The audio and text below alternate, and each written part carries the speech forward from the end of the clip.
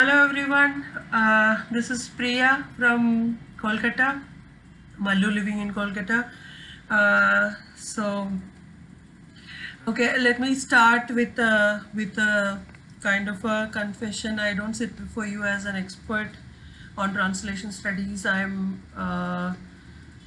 here in this gathering. I mean, it's only a toehold that I can claim here. Here only because I have translated a great deal of a welter of works across genres for my doctoral dissertation, and that has been a relevant experience, and I bound some thoughts. That's all I'm doing here. Okay, and also I want to apologize in advance for whatever fumbles and awkward pauses are there in the conversation. I'm not very good sitting before a video camera. So the talk is titled "In Other Words" / in others words. So two things: translation as hermeneutics and translation as a philosophical practice in terms of the self and other, and possibilities of mutual recognition. So partly a ponderous, partly a playful talk, I hope. And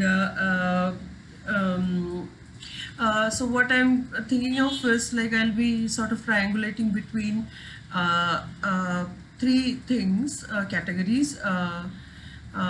Some thoughts on translation as a philosophical exercise, the life of Samyukta that I have been familiar with for some time now, and some anecdotes, some personal, some not so personal. So let me start with this this story of a village. Life story. This village in Meghalaya. It's called Kong Tong. So it's in the east Khasi Hills. It's a matrilineal community, and they have a very special custom, very intriguing, very interesting custom, which involves a woman, when she has conceived, will start humming a tune to herself, and over the course of her pregnancy she will build this tune, and when the child is born, this tune that the mother makes for her child is handed over to him, as in, like, it is hummed in his ears as his identity marker. Names are given, but names are not used in the community. Instead, each person has an identifying song, which becomes which also grows along with this person's movement through various stages of life. So very interesting, because one of the elder members of the community, in this conversation, she talks about how tunes are more recognizable than words, as in, like, names. And this song, as a child grows and he comes of age, it becomes the same tune without words, empty words, no words. It becomes what to say, part of their courting rituals. So the ritual goes something like this: each girl who wants to marry will have all these suitors coming before her and performing this song. And the girl will pick a suitor from her rating of these performances of each, their tune. And very interesting custom, I think, of matrimony. And then the tune again shape shifts into a distress call as and when situation arises. Like, this is a like, they are forest dwellers, and when they are foraging, and if at all there is a circumstance where they are under the attack of another clan, or if they come across a predator, this tune is again used as an identifying distress call, and people respond accordingly. They hoot it through the jungle.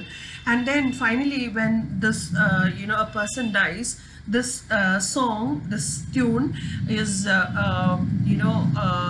sort of it stays there as a marker of his identity. It lives through their memory, because a tune that is given to one person cannot be replicated.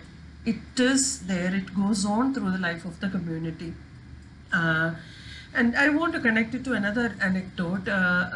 This is from a very popular movie named Patterson by Jim Jarmusch. So the final scene, I'll very quickly narrate it. So the protagonist is a poet. He's also a bus driver. He has had a terrible incident happening to him. All his poems were written in a notebook, and this notebook was the only copy he had. He never bothered to take a copy even when his wife was constantly telling him to do that.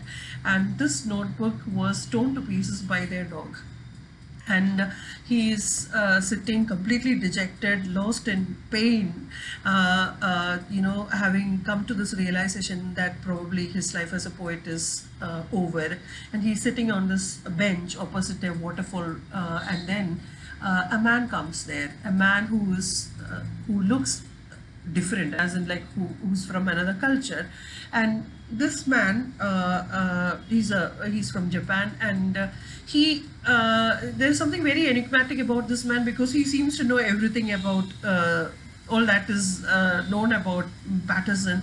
He comes and sits on the same bench, and he starts initiating a conversation. And he asks, the first question that he asks is, "Are you a poet?" And Patterson says, "No, I'm a bus driver. I'm just a bus driver." And then slowly, he takes a book from his bag, and he starts reading it. And this book is a bilingual edition of William Carlos Williams' book Patterson, which is also the name of the protagonist, which is also the name of the city, the town, not the city, the town.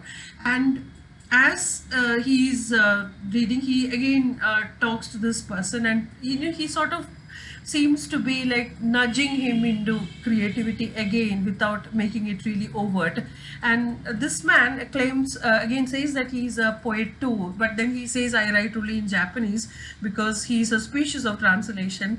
And he sort of says that this is his opinion, that a translated poem feels like taking a shower with your raincoat on. And they both laugh at this joke. And then he says that he writes only in Japanese because that is his decision that he has made. But then right when he's saying this, he has his bilingual edition open on his lap. And this is very, very interesting, because as he is about to move on from there, he hands over something to Patterson, which is a notebook of empty pages. And he gives it to him, and he says, "An empty something like, a notebook with empty pages is not so bad, right?" And then he walks away, making this exclaimed interjection of aha, of recognition, of surprise, and encounter. What has come out of that encounter. This is where Patterson starts writing again. He loses his notebook, but notebook comes back to him with empty pages. He just needs to fill it. So these two, a tune without words, which moves and shapeshifts, a notebook which comes back, lives on because of this encounter with the other. Sort of, from these two anecdotes, I'm trying to, sort of push across what I'm thinking aloud here. So this is drawn from roughly from Lisa Foran's excellent essay, An Ethics of Discomfort, supplanting Rick Ward. Reading Rick Ward alongside Darita, she raises some very interesting, thoughts. The title itself raises that, An Ethics of Discomfort. What is that? And here, it is not as if Rick Ward and Darida are totally contradictory in their perspectives, but she finds certain ethical confusions that Rick Ward's idea of integration of self and the other, self in terms of text, language, culture, person, all of that. So the kind of analogy, or rather the ideation of that as linguistic hospitality that uses foreign things of that as, does, inviting the other into your home, the integration happen on equal terms, on equal footing? If, and how do you ensure that? Is that happening? So is it, can it sort of spill over into introjection? Can it become subsuming of the other in you, which makes the other into an which reduces the other? So this is perhaps what I was thinking about from those two anecdotes, where the other states something like irreducibility, takes a stance of irreducibility. How a song which has no words has all these lives across a community. Empty words song changes the community, lives through these songs, all of that. So this respect towards a certain respect towards the what exceeds our meaning making mechanisms in the other, and what how does it this impinge on the very notion of translation, not just textual translation, but all the translations that we navigate on a daily basis in our life, all the translations that are going on all the time within our heads. So so the possibility that she finds in terms of an ethics of discomfort is drawn from Derrida's the two problems with the very notion of Babel. This is because Ricoeur himself says that translation is always post. There is a text, it is anterior to you, it is original, it is finished, as in like complete, while you are encountering it with the fear whether you would be able to do justice to it. There is the very clearly felt idea of laws. So how do you deal with that, all that? So he connects it to the work of Freudian idea of the work of mourning and remembering, and this required us to the notion of after Babel, translation as always after the Babel. The universal language is lost. There is no universal language. It is after Babel, because as Derrida says, Babel as a proper name means city of God, but as a common noun it means confusion.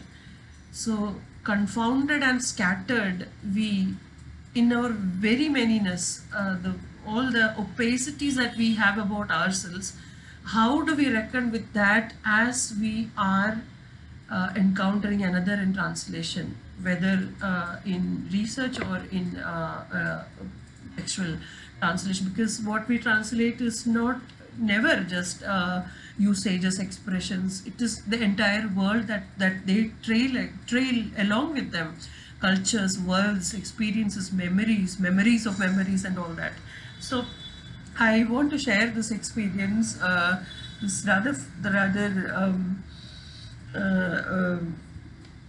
funny, should I say funny? Okay, this slightly awkward experience that me and Jayashree ma'am had quite a few laughs over it. So I was in the second year of my research, and I was writing my second core chapter, and so there was this phrase, Thirandu Ulipattu. How to translate that in English? The problem here is not because menstruation song is not the literal translation. That could be the translation used in a rite, a song used in a rite surrounding puberty. But the problem is that, or rather the challenge is that the word Thirand in Malayalam means menstruation, but it also has the associated meaning of Thiraluga, meaning to bloom, to flower. So, and this is again connected to the other coupled notions of Ritu in seasons and Ritumati as in a menstruating girl. So, I mean, we finally agreed that it's better to bring in this contradiction within the text, instead of going for a literal translation. So this is where the usage is coming from. All these equations that are there in culture, across cultures, across communities too, sometimes connecting, in this case, connecting fecundity of the soil, fertility of the woman, and all of that. So in other cases, there will be other things like that, and I'm sure translators are so very well aware of this. So what does translation as posed here imply is, could it be in terms of integration a kind of mutual recognition in terms of defamiliarizing of the self, in terms of a certain shaking, a certain defamiliarization, destabilizing experience that this encounter brings, and what can it tell us about the other, all the things in the other that exceeds our meaning making. This is not because self and other are stable entities, it is rather because self and the other, alterity itself is a relationship, and we go through newly different differences rather than as core static entities, and this relationship, how to have this conversation in a text that is very much removed from your worlds, the worlds that we inhabit. So this is where what Samyukta has done over the last 2 decades become very significant. Yesterday Varsha mailed me this PDF which has all these activities related to, initiatives related to translation that Samyukta has done, and I was just thinking about how diverse these initiatives, how they are all, like, so many worlds are there in them, such diversity, such divergence among them, even as there are experiential affiliations we build across them in terms of so many things in the text, the way the context communicates to our context, the way their shame reminds you of our shame, or vice versa, all of that. So why I'm talking about this is this long work over 2 decades that they have done. Each one of these initiatives, workshops, anthologies published, all of that, they sort of snowball in the next effort, because there is so much tessellation happening in the cross-pollination between these initiatives. Like, we think in terms of, okay, we encountered this there while we were translating this work, and now this is from another world, and what have we reckoned with from that, and what do we carry forward in terms of the life that is moving forward of this text.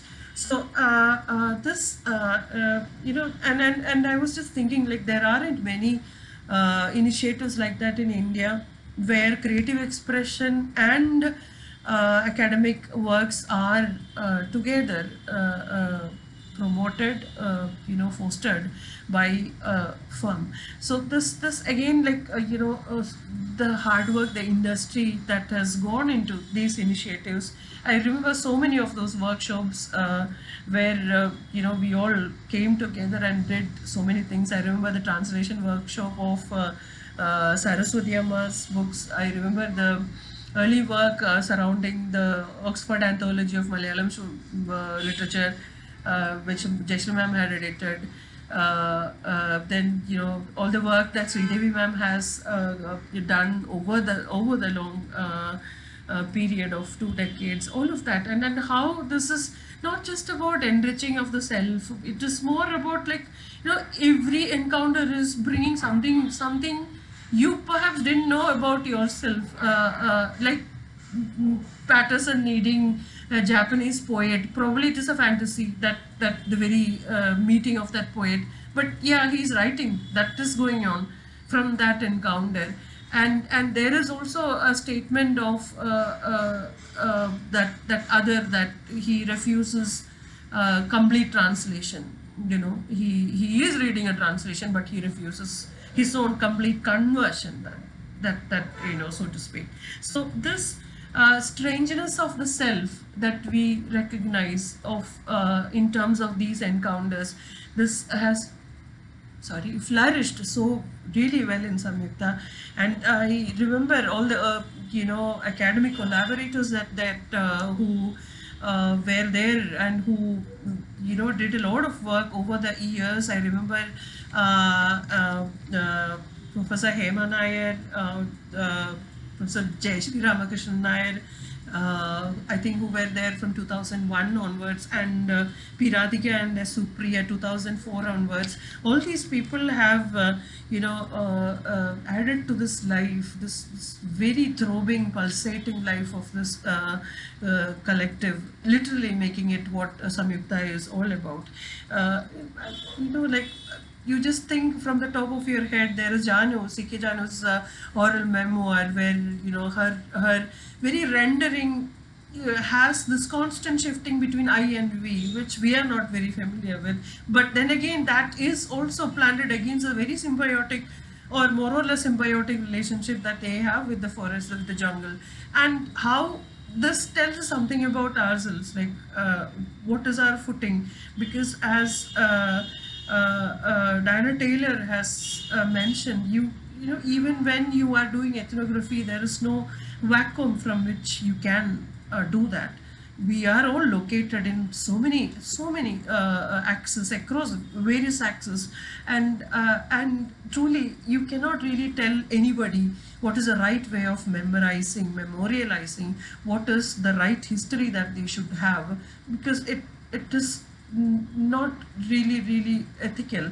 Because people, in the face of the very many demands at life, the very weight, the very actual grind of living, they in the face of inherited shame or all of that, they have certain ways of memory making itself, and that probably all you can do. That this is what I did. Like, the only ethical resolution that I found was to give a history, not, or perhaps to give a story of that, the very making of that shame, a story of that shame being thrust upon them. That's all you can do. Otherwise, you are turning the subject, whoever you are representing, you are translating into an object that is a simple mimetic, a reductive, literalized